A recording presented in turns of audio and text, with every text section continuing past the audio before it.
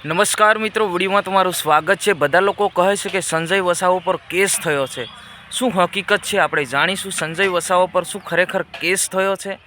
Case તો કરી દીધેલો છે, પરંતુ સંજયભાઈ વસાવા જે મીટિંગની અંદર મારામારી થઈ, ગ્લાસ માર્યો, જાનલેવા હુમલો કર્યો, એ જે વ્યક્તિ હતા એ સંજયભાઈ, તો ખરેખર એમની ગુનો એ લોકો દાખલ તો કર્યો, પણ ચેતરભાઈ વસાવા પણ ગુનો દાખલ કરવા ગયા હતા, તો એમના પર કેમ ગુનો દાખલ ના થયો એ મોટો સવાલ ઊભો થઈ રહ્યો છે। હાલ વાત કરવામાં આવે તો જે વર્ષાબેને પણ મોટો આરોપ મૂક્યો છે। અત્યારે માનવામાં આવે તો ડેડિયાપાડા અને સાગબારાની મહિલા સંગઠન દ્વારા આવેદનપત્ર આપવામાં આવ્યો છે કે ચેતરભાઈ વસાવા છૂટવું ના જોઈએ, કેમ કે આદિવાસી મહિલા પર આવું કૃત્ય કર્યું છે, શરમ આવી જોઈએ, કેમ કે સમજના નામે કે ફલાણા ડીકણા આ રીતના જે પેપરની અંદર લખીને આવેદનપત્ર આપવામાં આવ્યું છે। સાથે સાથે એવું કહે છે કે ચેતરભાઈ વસાવા સાહેબ સમાજના નામે રાજનીતિ કરે છે। શું આવું કરે છે? બધી જનતાઓ જોઈ રહી છે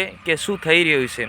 તો હાલ મેં વાત કરવામાં આવે તો ચેતરભાઈ વસાવા સાહેબને સોમવારે એટલે કે સોમવારે 2 દિવસ પછી જામીન અરજી મૂકવામાં આવશે એવી જે વાત ફેલાઈ રહી છે, પરંતુ હજી કંઈ નક્કી નહીં।